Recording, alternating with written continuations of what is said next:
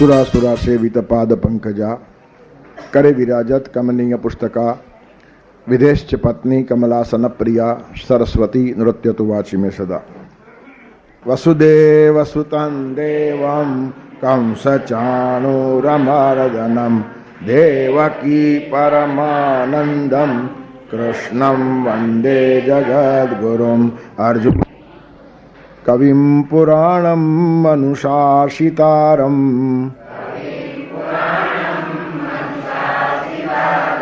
कविं पुराणं मनुशासितारं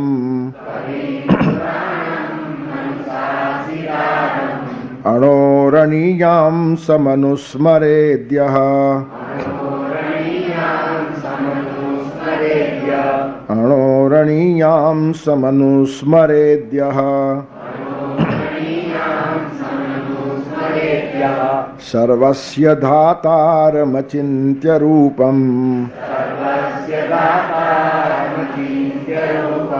सर्वस्य धातारमचिन्त्य रूपम्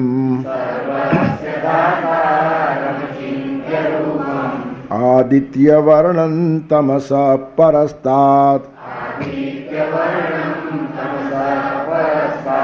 आदित्यवर्णं तमसः परस्तात्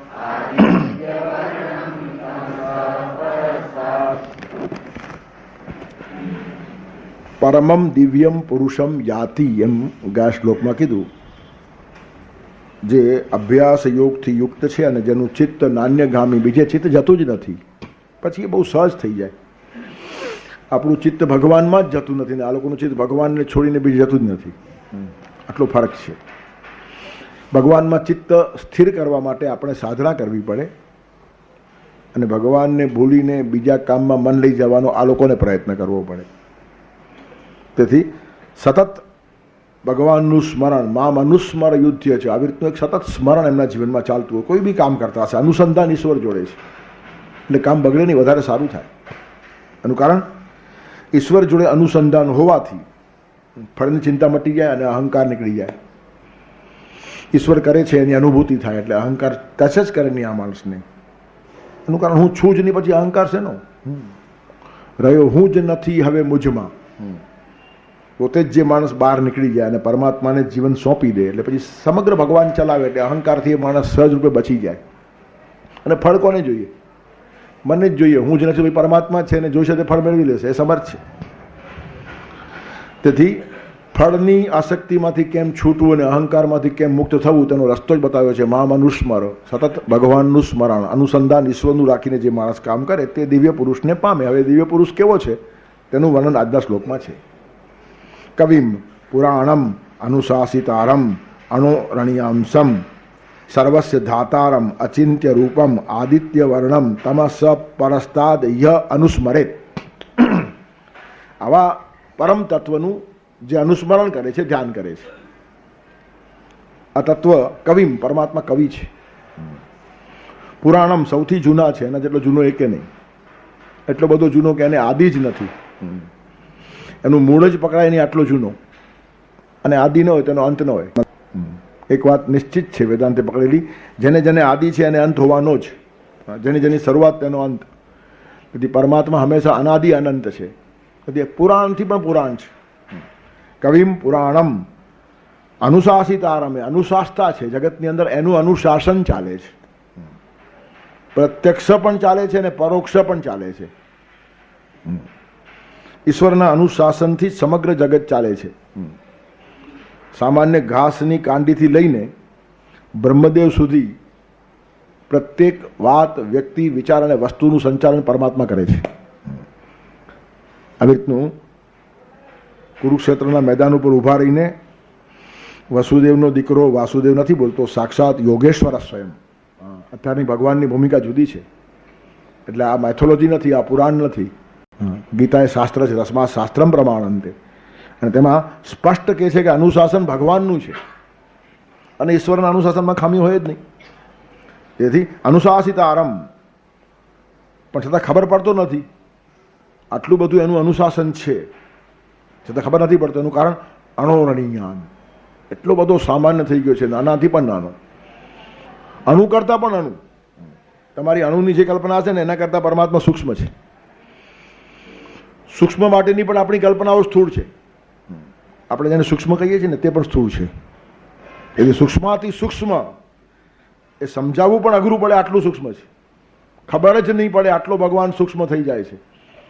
તેથી સર્વશાસ્તા અનુશાસિતા હોવા છતાં ખબર ન પડે, અને એ જ મોટું શાસન છે.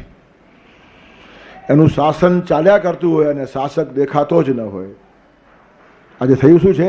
શાસકો દેખાયા જ કરે છે ને શાસન કોઈ માનતું જ નથી એમનું. શાસક દેખાય અને એનું શાસન ચાલે ને શું અર્થ છે? શાસન જ ચાલતું હોય, શાસક ક્યાં ગયો ખબર જ ના પડે. અને તે કલા પરમાત્મા પાસે છે. તેથી અનુશાસિતારમ અણોરણીયાંશમ સર્વસ્ય ધાતારમ, બધાનું ધારણ કરનારે છે. ધારણ પોષણ કરવાની બધી પ્રક્રિયાઓ ભગવાન કરે છે. આપણે કશું ધારણ કરી શકતા નથી અને આપણે કોઈનું પોષણ પણ કરી શકતા નથી. આપણું પોષણ પણ આપણાથી થાય નહીં. બીજાથી શું થાય? બીજાનું શું થાય?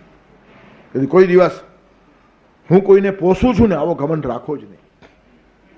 આપણે આપણી જાતને પોષી શકતા નથી, પરમાત્મા આપણને પોષે છે. આપણું ખાધેલું પચાવવાની પણ આપણામાં હિંમત નથી, એ પચાવે છે ને ભગવાન ગીતામાં ખાતરીપૂર્વક કહે છે, હમ વૈશ્વાનરો ભૂતવા પ્રાણીનામ દેહમાં સ્થિત પ્રાણાપાન સમાયુક્ત પચામી અન્નમ ચતુર્મિદમ. પચાવવાની પણ હિંમત નથી. આપણું ખાધેલું આપણે પચાવી ન શકીએ, આટલા આપણે અસમર્થ છીએ, તો બીજા 5, 25, 100, 200, 500 માણસોને આપણે શું પોષવાના હતા? એકાદ બે ફેક્ટરી ચલાવીએ ને 500, 1000 માણસને પગાર આપીએ એટલે આપણે માનીએ આપણે એને પોષીએ છીએ. આ એક વ્યવસ્થા છે, કોઈ કોઈને પોષતું નથી. આપણે નહોતા ત્યારે પણ ફેક્ટરી ચાલતી હતી ને વિશ્વ ચાલતું હતું, ને આપણા ગયા પછી પણ ફેક્ટરી ચાલશે ને વિશ્વ ચાલશે. તેથી પરમાત્મા સિવાય કશું જ નથી. એ બધી જ કલ્પના આ શ્લોકમાં ઠાંસી ઠાંસીને ભગવાને ભરી છે. સર્વસ્ય ધાતારમ અચિંત્ય રૂપમ. એ તત્વનું ચિંતન કરવું અતિશય અઘરું છે. તમે કયા રૂપે એનું ચિંતન કરશો? બધા જ રૂપમાં ખોટા પડશો. અચિંત્ય રૂપમ.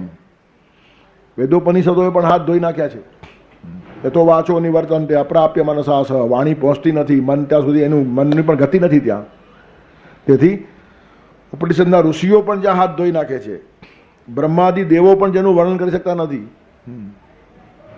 મોટા મોટા દેવો પણ જ્યાં થાકી જાય. હા, કવિ કોવિદ કહી શકાય કહાં તે.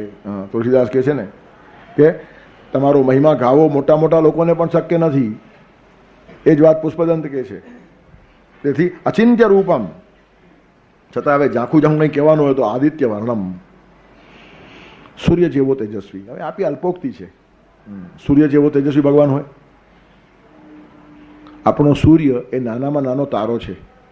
એ આપણને વિજ્ઞાનમાં જ ખબર પડે. જે સૂર્યને આપણે બહુ મહાન સમજીએ છીએ ને, એ આખા નભમંડળની અંદર એક નાનકડો તારો છે. એનાથી હજારો ગણા મોટા બીજા તારાઓ છે. તો હવે આ સૂર્ય જોડે ભગવાનને સરખાવાય? અને આવા તો હજારો સૂર્યો છે, અનંત સૂર્યમંડળો છે, એના અનંત બ્રહ્માંડો છે, વિશ્વ છે. તેથી આપણને ખબર છે આટલો એક નાનકડો સૂર્ય, એની ગણના નાનકડા તારામાં થાય છે. અને તે સૂર્ય પણ જરાક આપણી પાસે આવે તો આપણે અકળાઈ જઈએ છીએ. 41 થયું ને 43 થયું ને 44 થયું. તો હવે આવા હજારો ઘોડાઓ જે ફેરવે છે એની તુલના એક ઘોડા જોડે કરવી ન છૂટકે કરવી પડે. કંઈક ને કંઈક તમારે ઉપમા આપવા માટે જોઈએ. એટલે સૂર્ય જેવું તેજોમય છે. 11મા અધ્યાયમાં જ કહે છે, વિશ્વરૂપ દેખાડ્યું ને ત્યારે કેવું લાગ્યું અર્જુનને? તો કે દિવી સૂર્ય સહસ્રસ્ય. 1000 સૂર્ય આકાશમાં ભેગા નિર્માણ થાય ને આવું તેજ દેખાણું. હવે સગુણ સાકાર થઈને આવેલો પરમાત્મા પણ જ્યારે વિશ્વરૂપ દેખાડે તો હજારો સૂર્યનું તેજ એના ચહેરા ઉપર હોય તો નિર્ગુણ નિરાકાર શક્તિ જે અનંત બ્રહ્માંડનું સંચાલન કરે છે એના તેજનું માપ શું? દિવી સૂર્ય સહસ્રસ્ય ભવેદ યુગપદ ઉત્થિતા. યુગપદ એક સાથે હજારો સૂર્ય, વારાફરતી નહીં, એક સાથે 1000 સૂર્યો જો પ્રગટે આકાશમાં. યદિ ભા સદૃશી સા સ્યાત ભાસસ્તસ્ય મહાત્મન. એ મહાત્માનો ભાસ પ્રકાશ યદિ ભા સદૃશી સ્યાત. એ જેવું થાય સદૃશ એટલે ના જેવું.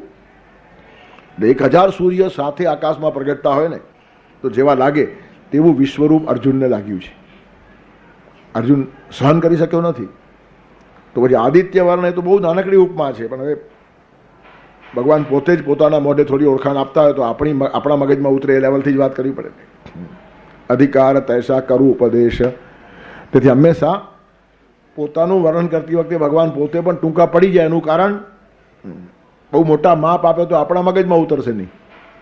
જેથી સૂર્ય આપણને પરિચિત છે તો આદિત્ય વર્ણમ અને તમસ પરસ્તા, તમસથી પર, અંધકારથી પર. અંધારું એની પાસે ટકતું જ નથી, અજ્ઞાન એની પાસે ટકી જ શકતું નથી, પાપ એની પાસે ટકી જ શકતું નથી. પરમાત્માની પાસે ગયા એટલે અંધારું ખલાસ, પરમાત્માની પાસે ગયા એટલે અજ્ઞાન ખલાસ, પરમાત્માની પાસે ગયા તો પાપ ખલાસ. પરમાત્માની પાસે ગયો માણસ પાપી રહી જ શકતો નથી. તેથી તમસ એ અજ્ઞાન, અંધકાર, પાપ એ બધાનું પ્રતીક છે.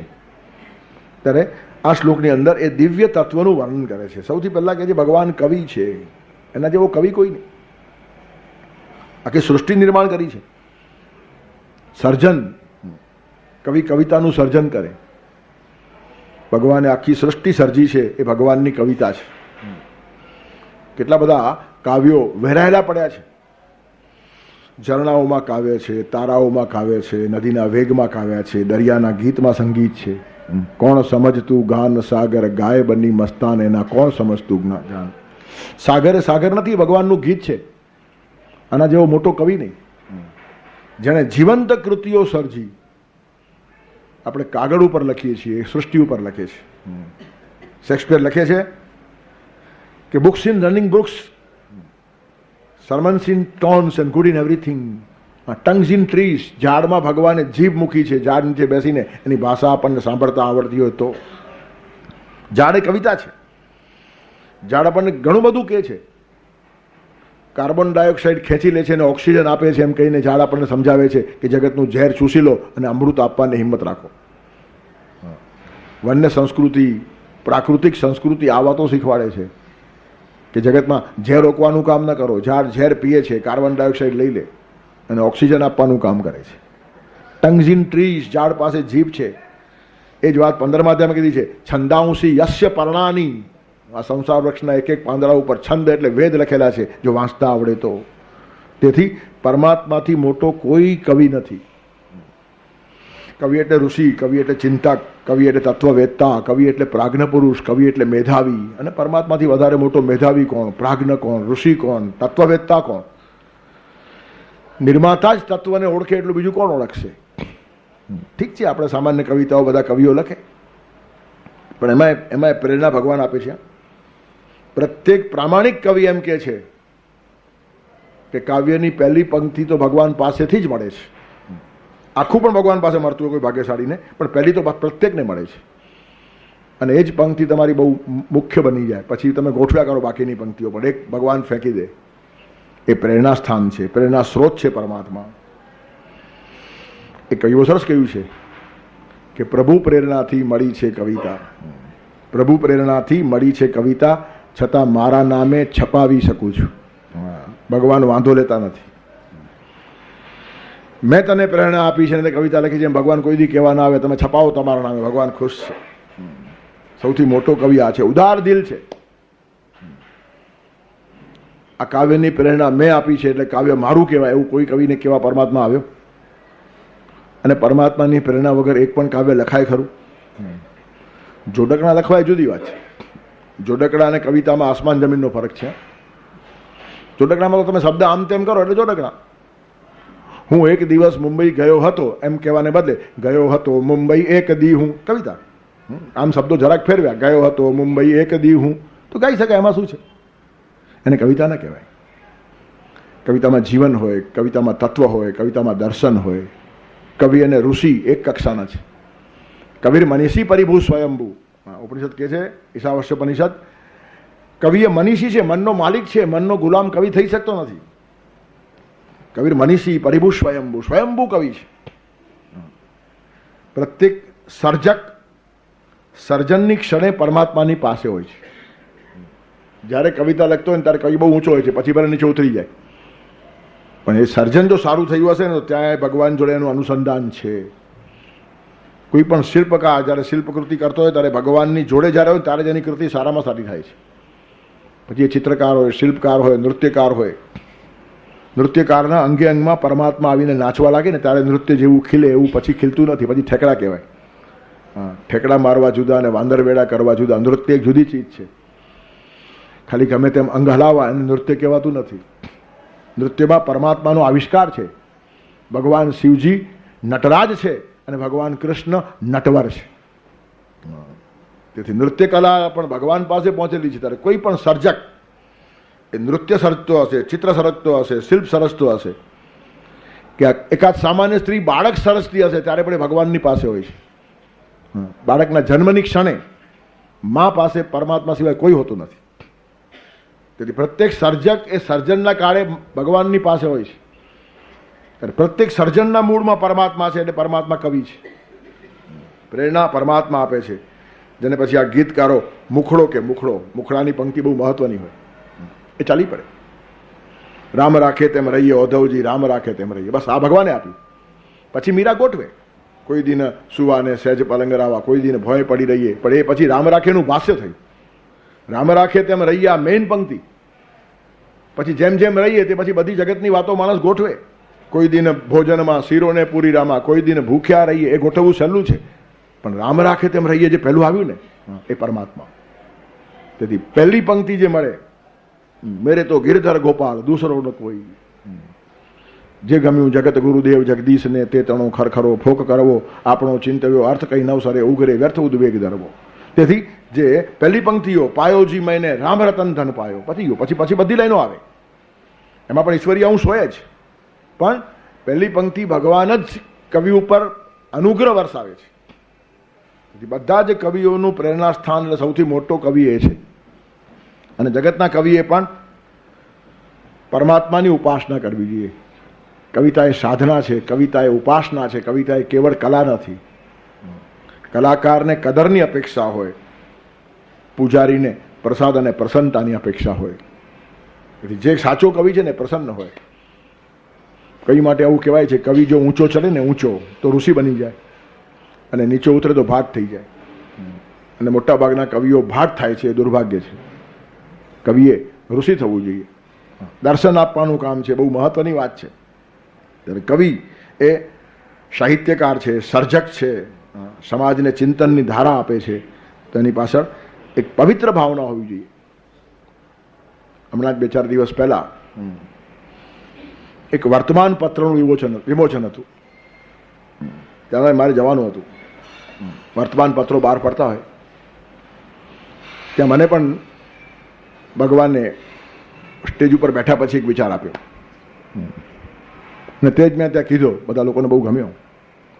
কিন্তু ભગવાને ગીતામાં કહ્યું છે, પત્રમ પુષ્પમ ફલમ તોયમ યો મે ભક્ત્યા પ્રયચ્છતિ. પત્ર, પુષ્પ, ફળ, જલ જે મને ભાવનાથી આપે છે તે હું લઉં છું, ગ્રહણ કરું છું.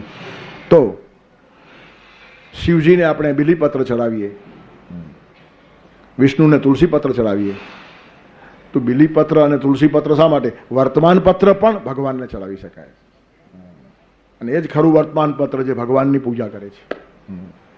ઈશ્વરનો મહિમા વધે, જીવન મૂલ્યોનો મહિમા વધે, ઈશ્વરીય વાતોની જગતમાં પ્રતિષ્ઠા થાય, તેના માટે જે પ્રયત્ન કરે ને એ વર્તમાન પત્ર હું સ્વીકારું છું. પત્રમ પુષ્પમ ફલમ તોયમ. તેથી પત્ર એટલે તુલસી પત્ર અને બેલીપત્ર, એ પણ આપણે જોડ્યું છે, તો વર્તમાન પત્ર કેમ ન જોડાય? ભગવાન લખ્યું ને તુલસી પત્ર મને આપો કે બેલીપત્ર આપો, પત્ર આપો. તો પછી વર્તમાન પત્ર એ જો ભગવાનની પૂજા કરે તો કેટલું મોટું કામ થાય.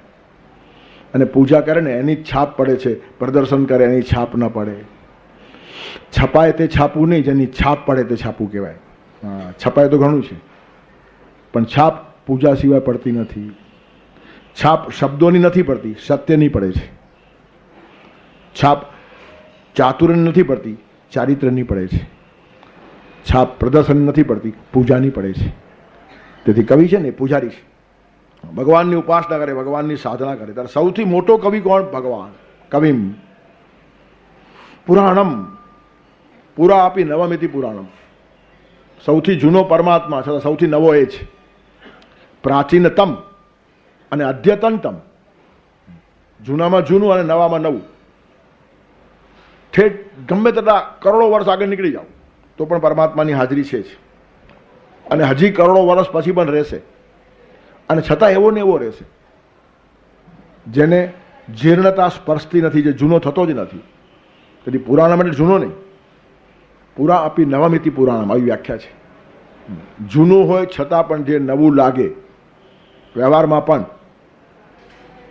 તાંબુલમ, અન્નમ, સ્વસ્ત્રીમ, આ બધી વાતો જૂની હોય તો એ નવી લાગે. પાન છે ને, પાન તમે 60 વર્ષ ખાઓ તો રોજ નવું લાગે કે નહીં? ગઈકાલ તો ખાધું હતું, 50 વર્ષ ખાધું નહીં, પણ જમ્યા પછી ખાવું જ, મજા આવે, જરા ફ્રેશ થઈ જાય. તાંબુલ કોઈ દિવસ જૂનું થતું નથી. મરતા સુધી પાન ખાનારા માણસો છે. છેલ્લે છેલ્લે મને ઠાઠરી બાંધો એ પહેલાં પાન ખવડાવજો એમ કહેનારા માણસો છે. પાન ઉપરનો મોહ ઘટતો નથી. તાંબુલમ, અને જેમ જેમ ચાવો તેમ રસ વધે પાછો. હા, એ પાન ખાવાની પણ એક કલા છે, એને આવડે, એને આવડે. ચાવી ચાવી ચાવીને ધીરે ધીરે ખાય, અને એમાંથી રસ નીકળતો જાય. તેથી તાંબુલમ, એ ગમે એટલા વર્ષો ખાઓ તમને નવું જ લાગે. અન્નમ, અનાજ રોજ જમીએ છીએ, કોઈ દિવસ કંટાળો આવતો નથી. અને જે દિવસે અન્નનો કંટાળો આવે તે દિવસે હવે આપણી જુદી યાત્રા શરૂ થઈ એમ સમજવાનું. હવે અન્ન જ ખાતા નથી એમ કોઈ બોલે, પતી ગયો, હવે એનો હિસાબ પૂરો થયો. નહીં તો એની એ રોટલી રોજ ખાવાની, એ જ દાળ ભાત ને એ જ રોટલી કેટલા ખાઈ નાખ્યા, પણ કોઈ દિવસ હવે બસ બહુ થઈ ગયું, બહુ થયું, કોઈ કે ચાલ્યા જ કરે. તેવી રીતની પત્ની પણ એની એ જ હોય, પણ રોજ નવી લાગે. નવમ વસ્ત્રમ નવમ છત્રમ નવ્યા સ્ત્રી નૂતનમ ગૃહમ સર્વસ્તુ નૂતનમ સસ્તમ. પત્ની નવી નવી હોવી જોઈએ, એટલે રોજ નવી નહીં લાવવાની. જે છે તે રોજ નવી લાગવી જોઈએ. તેમ રોટલી ક્યારે જૂની થતી નથી, તાંબુલ કેમ જૂનું થાય નહીં, તેમ પત્ની પણ કોઈ દિવસ જૂની થાય જ નહીં. અને તેઓ પરમાત્મા છે, જૂનો થાય જ નહીં. હવે આ બધાને મર્યાદા છે. તાંબુલ કહો કે પત્ની કહો કે અનાજ કહો, તમારી પોતાની જે ઉંમરની મર્યાદા છે એ મર્યાદાથી આગળ વધતા નથી એ લોકો. ત્યારે પરમાત્મા અમર્યાદ પુરાતન છે ને અમર્યાદ નૂતન છે. સીમારહિત પ્રાચીનતા અને સીમારહિત અર્વાચીનતા પરમાત્માની અંદર છે. એનું કારણ સૃષ્ટિ કરતાં પણ પહેલાં એ હતો અને સૃષ્ટિ પછી પણ રહેવાનું છે. એટલે એનું પ્રાચીનતમ રૂપ કોઈએ જોયું નથી ને અદ્યતનતમ છેલ્લું પણ કોઈને ખબર નહીં પડશે. નિત્ય નૂતન લાગ્યા જ કરે છે. અને એ જ ભગવાન શંકરાચાર્ય જોયું એટલે એમણે ગાયું, દિને દિને નવમ નવમ. ભગવાન કેવા છે? રોજ નવા નવા નવા નવા લાગે. અને ન લાગતા હોય તો રોજ નવા નવા કપડાં પહેરાવો અને લાગે છે એવું જુઓ, તમે દર્શન કરો. આમને આમ દેખાવા જોઈએ નવા નવા, પણ દેખાતા નથી. પછી વ્યવસ્થા કરે, આજે આ વાઘા પહેરાવો ને પછી આ વાઘા પહેરાવો ને દિવસમાં 8 વાઘા પહેરાવે. મંગળાના દર્શન જુદા અને રાજભોગના જુદા અને બધા અલગ અલગ, શયનના જુદા. અને શા માટે? પરમાત્માનું નાવીન્ય ખલાસ ન થાય. નાવીન્ય આપણા ભાવથી ટકે અને કાં બહારના વેશથી ટકે, પણ આપણને બહારની ટેવ છે એટલે ભગવાનને બદલાવ્યા કરીએ છીએ. આપણું મન એટલું તૈયાર નથી કે ભગવાનને નવીન નવીન જોઈ શકીએ. શંકરાચાર્ય જોઈ શકતા હતા, મહાપ્રભુ જોઈ શકતા હતા. મધુરાધિપતે અખિલમ મધુરમ. ભગવાન તું જેવો હશે તેવો મધુર જ છે. તેથી પુરાણમ એટલે પૂરા આપી નવમ. ગમે એટલો જૂનો થાય છતાં એટલો જ નવો છે. અનુશાસિત આરમ, એ અનુશાસતા છે. બધે એનું અનુશાસન ચાલે છે. કીડીથી માંડીને બ્રહ્મદેવ સુધી એના ઈચ્છા વગર પાંદડું હલતું નથી. માણસ ગમે એટલી હોશિયારી કરે, મોટા મોટા માણસો 1 મિનિટમાં આગા પાછા થઈ જાય. તમને આશ્ચર્ય લાગે. ગઈકાલ સુધી જેની બોલબાલા હોય તેનો એક પણ બોલ સાંભળવા માણસો આજે તૈયાર ના હોય.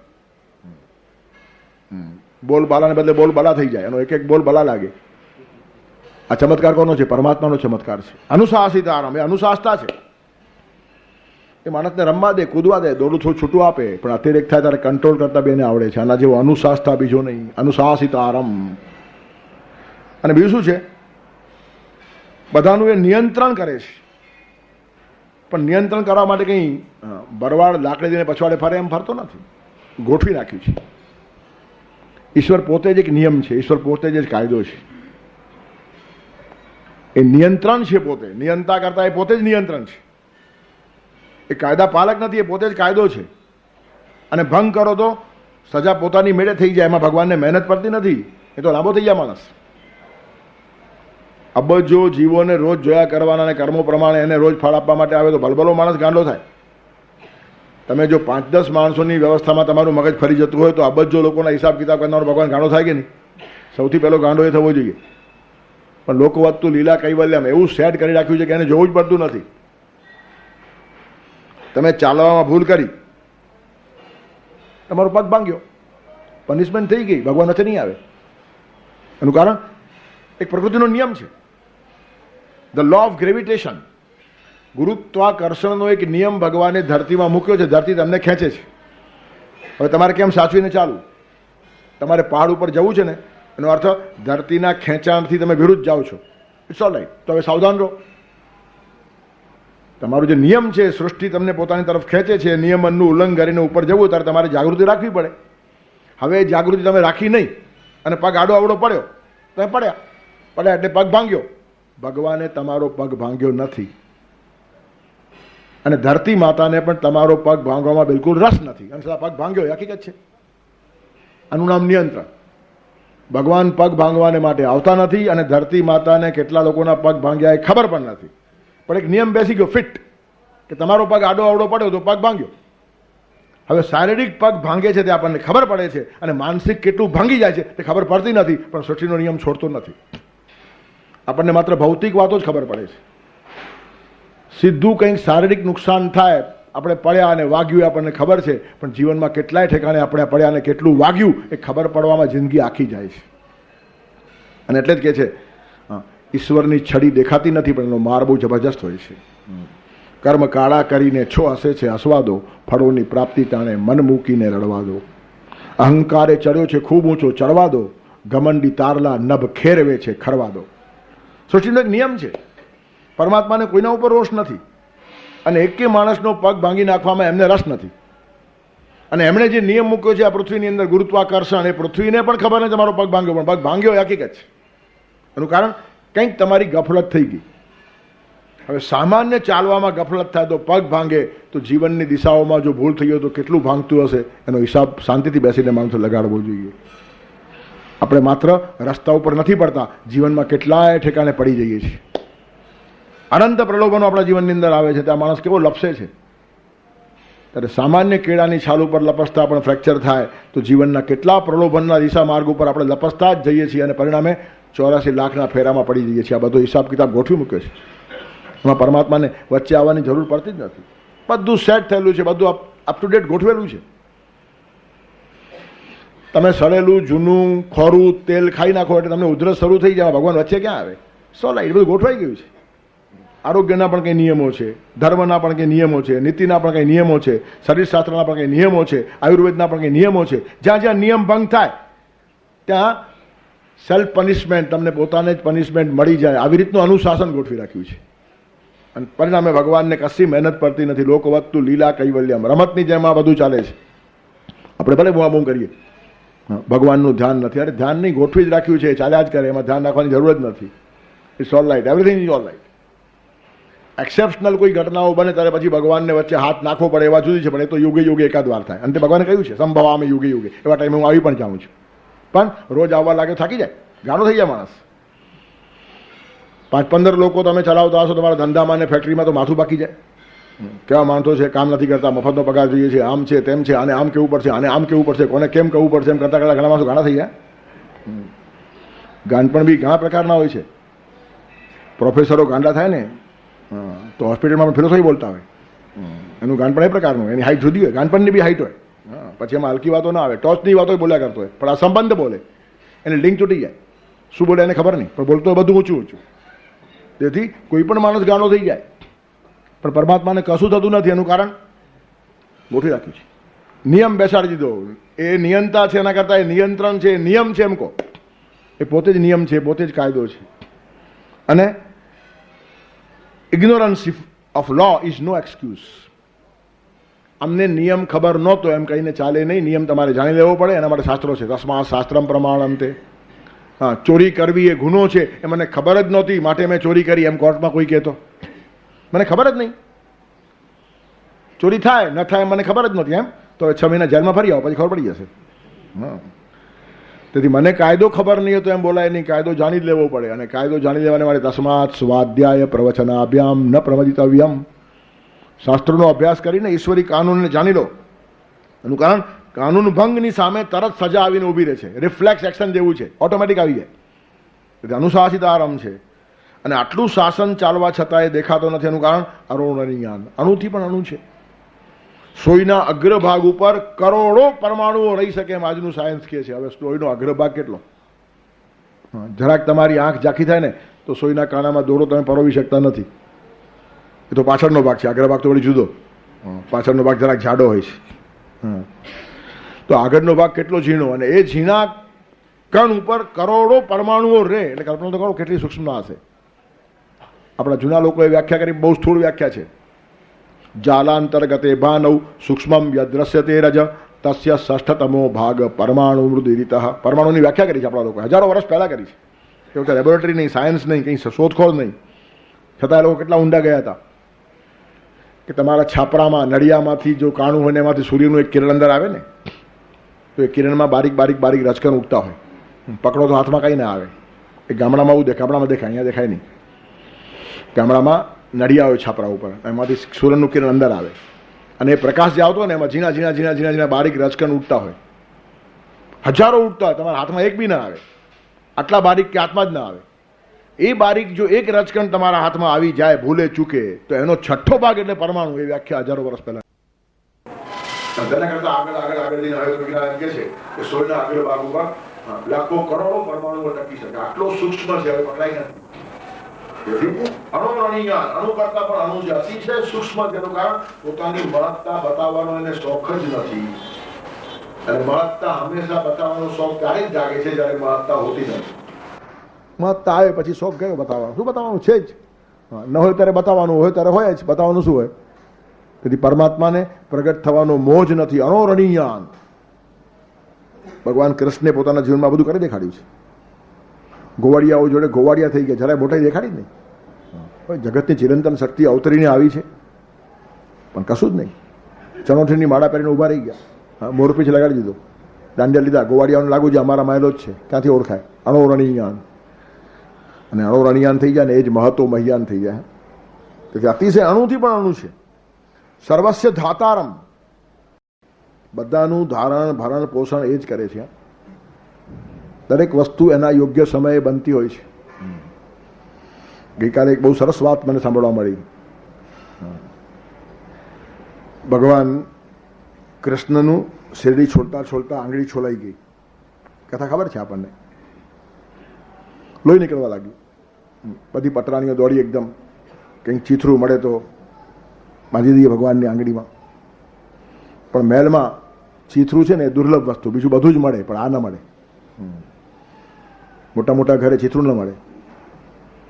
દ્રૌપદી ત્યાં ઊભેલી, એને પોતાની સાડી ફાડી અને પાટો બાંધી આપે. એનું કારણ, જેના ઉપર આપણને પ્રેમ છે એ ભગવાનને વાગ્યું હોય ત્યારે ચીથરું શોધવા ન જવાય. જે હોય તેને ચીથરું સમજવાની હિંમત હોવી જોઈએ. દ્રૌપદી અહીંયા જીતી ગઈ.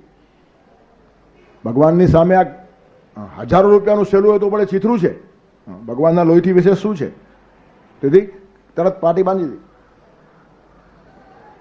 પછી રાતના ભગવાન સૂઈ ગયા અને એ આંગળી અને પાટો આમ ભગવાન જોયા કરે છે. ત્યારે રૂક્ષ્મણી પૂછે છે કે શું જુઓ છો? તો કે પાટો જે બાંધ્યો છે ને એમાં કેટલા તાંતણા છે તે ગણું છું. જો ભગવાન કેવો હિસાબ રાખે છે. 999 તાંતણા થયા. હવે દ્વારકાના રાજા, દ્વારકાધીશ, દ્વારકા સોનાની નગરી, તો બીજે દિવસે સવારના જઈને કોઈ ડિપાર્ટમેન્ટલ સ્ટોરમાંથી 999 સાડીના પેકેટ પેક કરાવીને દ્રૌપદીના ઘરે આપી આવ્યા તો આપી શકે કે નહીં? એને અશક્ય નહીં હતું, પણ નહીં આપ્યા. શા માટે? તે વખતે દ્રૌપદી પણ ઇન્દ્રપ્રસ્થની રાણી હતી અને એને 999 સાડીની જરૂર નહોતી. એનું કારણ, એના ઘરે 9999 હતી. તેથી ભગવાને એક કામ બાકી રાખ્યું. અને ક્યારે આપીશ? જ્યારે એક સાડીની જરૂર એને પડશે ને ત્યારે 999 આપીશ. તેથી ભગવાન મોડું કરે છે. જો તે વખતે આપી આવ્યા હોત તો કામ લાગત નહીં અને જરૂર વખતે આપત નહીં. ત્યારે ભગવાન તમને કશુંક આપવામાં મોડું કરે તો સાચવી રાખો. કોઈ એવો કાળ આવવાનો ત્યારે જરૂર પડશે, ઉતાવળ કરો નહીં. પણ આપણે ઉતાવળા છીએ. ભગવાન કેમ આપતા નથી? મને બહુ ગમી આવા કે 999 સાડીઓ જો બીજે દિવસે આપી આવ્યા હોત તો હિસાબ છૂટો થઈ જશે. તો દ્રૌપદીની બે ઇજ્જત થત કૌરવ સભામાં, ત્યારે ભગવાન કંઈ ઋણમાં આવતા જ નહીં. ઋણ ખલાસ થઈ ગયું. તેથી ભગવાન ધાતારમ છે. એનો અર્થ એને ખબર છે કોને, ક્યારે, કેમ, કેટલું, શા માટે આપવું જોઈએ, બધી ખબર છે એને. આપણને કંઈ ખબર નથી. આપણે સીધા હિસાબ ચૂકતે કરવા નીકળી પડીએ છીએ. કેટલા હિસાબો ચૂકતે થાય જ નહીં. બીજે જ દિવસે 999 સાડી આપી આવી ભગવાનને બિલકુલ અશક્ય નહીં હતી. પણ એવો એક ટાઈમ આવશે કે જ્યારે સાડીની જરૂર પડશે, તે વખતે ધ્યાન રાખીને ઊભો રહ્યો. સર્વસ્ય ધાતારામ, એને ભરણ પોષણ કહેવાય. બધાનો ધારણ કરતા છે, પોષણ કરતા છે. અચિંત્ય રૂપમ, ચિંતનથી પકડાતો જ નથી. ન ત્યાં વાણી પહોંચે, ન ત્યાં મન પહોંચે, ન ત્યાં બુદ્ધિ પહોંચે. વાણી ના પહોંચે જ્યાં બુદ્ધિ ના જાય. ભાવ ભર્યા ગીતો હૃદયથી ગવાય. કેવળ હૃદયનો ભાવ જ ભગવાન સુધી પહોંચે છે. નથી રાગ ભૂખ્યો, નથી તાલ ભૂખ્યો છે, ભાવ ભૂખ્યો ભગવાન સદા. ભાવે હિ વિદ્યતે દેવો તસ્માત ભાવો હિ કારણમ. તેથી ચિંતનથી પરમાત્મા મળતો નથી. ચિંતનથી થોડીક ચિંતા દૂર થાય. ચિંતન નકામું નથી, પણ પરમાત્મા જ્યારે પણ મળશે ભાવથી જ મળશે, કારણ કે ભાવનો ભૂખ્યો છે. દુર્યોધન કો મેવો ત્યાગો ઓર ખાઈ વિદુરગર ભાજી. સબરીના એઠા બોર ખાવા માટે રામ દોડતા ગયા છે. રામનવમી છે આજે. ભગવાનને શું જોઈએ સમજી લેવું છે. ભગવાનને ભાવ જોઈએ, અને ભાવથી જે આપશો. પત્રમ પુષ્પમ ફલમ તોયમ. સુદામાના તાંદુલ એને મીઠા લાગે છે, વિદુરની ભાજી એને સારી લાગે છે, સબરીના બોર એને ગમે છે. તેથી અચિંત્ય રૂપમ, તમે ચિંતનની ધારાથી કે બુદ્ધિથી ભગવાનને પકડશો એમ માનતા હો તો એ ભ્રાંતિ છે. અચિંત્ય રૂપમ, એનું રૂપ ચિંતનમાં પકડાતું જ નથી. આદિત્ય વર્ણમ, તેજોમય છે. એના પરથી આપણે એટલું જ લેવાનું કે આપણું જીવન પણ નિસ્તેજ નહીં હોવું જોઈએ. પરમાત્મા તેજોમય છે, તો તેજોમય માણસને તેજોમય માણસ જ ગમે. તેથી આપણે પણ જીવનનું તેજ ટકાવશું, સત્વ ટકાવશું, હીલ ટકાવશું, તો આપણે પરમાત્માને ગમશું. અને તમસ પરસ્તા, અંધકારથી પરે છે, અવિદ્યાથી પરે છે, અજ્ઞાનથી પરે છે. આ બધી વસ્તુથી ભગવાન બહાર છે. ભગવાન પોતાની જાતને જ્ઞાની કહેતા નથી અને અજ્ઞાની માનતા નથી. આ જ મોટી વાત છે. આદિત્ય વર્ણમ તમસ પરસ્તાત. એક વખત સહદેવે ભીમને પૂછ્યું છે. ભીમને વેણી સમારમાં એનું વર્ણન આવે છે. હે ભીમ, કૃષ્ણ ભગવાન આટલા મહાન છે અને આ દુર્યોધન કેમ એને ઓળખતો નથી, સમજી કેમ શકતો નથી? દુર્યોધન કે નિર્બુદ્ધ નથી, બહુ બુદ્ધિમાન છે. તમે કલ્પના કરો, વિપક્ષે કૃષ્ણ હોવા છતાં 11 અક્ષોહિણી સેના પોતાના પક્ષમાં એકઠી કરનાર માણસ કેટલો કુશળ હશે, કેટલા પ્રલોભનો આપ્યા હશે, કેટલા લોકોને કન્વિન્સ કર્યા હશે, કેટલા લોકોને સમજાવ્યું હશે. અને કૃષ્ણ જેવી પ્રતિભાની સામે સમજાવીને આપણા પક્ષમાં ઊભા કરવા કંઈ ખાવાના ખેલ નથી. તેથી નિર્બુદ્ધ નહીં હતો. ત્યારે આટલો બધો બુદ્ધિમાન માણસ અને કૃષ્ણના મહિમાને કેમ સમજતો નથી? ત્યારે ભીમસેન બહુ સરસ જવાબ આપે છે. આવા તાત્વિક અને ફિલોસોફિકલ પ્રશ્નનો જવાબ પણ ભીમ આપી શકતો હતો. આપણને ખાલી લાડુ ખાનારો ભીમ જ ખબર છે. કારણ કે આપણે એટલું જ સાંભળ્યું છે. બળવાન હતો ભીમ, સવાલ નથી. નવનાગ સહસ્ર બલ, 1000 હાથીઓને એકલે હાથે લડી શકે ને માત કરી શકે તાકાત હતી એની પાસે.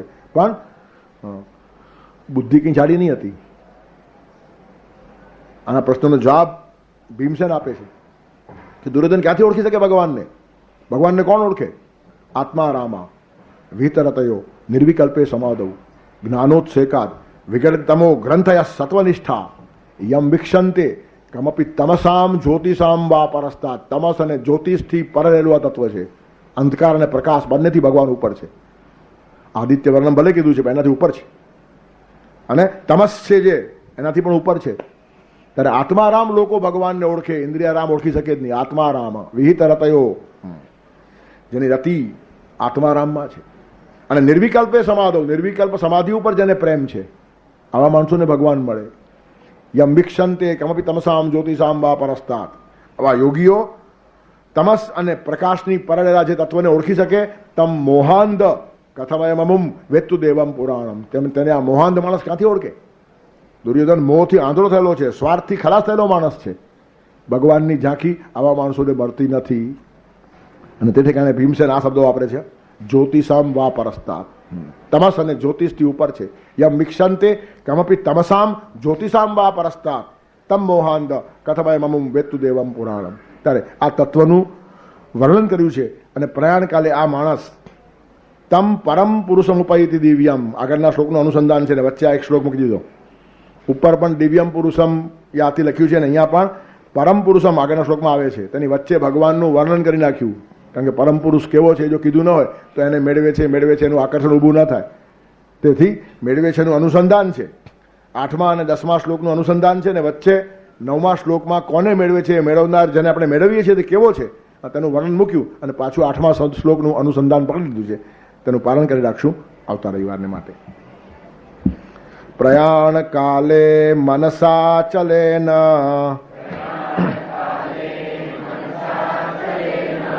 ભક્ત્યા યુક્તો યોગ બલેન ચૈવ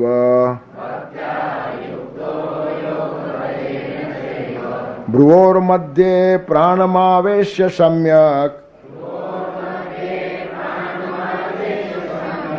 સતમ પરમ પુરુષમુપૈતિ દિવ્યમ વસુદેવસુતં દેવં કંસચાણૂરમર્દનમ દેવકી પરમાનંદમ કૃષ્ણં વંદે જગદ્ગુરુમ ગુરુર્બ્રહ્મા ગુરુર્વિષ્ણુ ગુરુર્દેવો મહેશ્વરઃ ગુરુઃ સાક્ષાત પરબ્રહ્મ તસ્मै શ્રી ગુરવે નમઃ.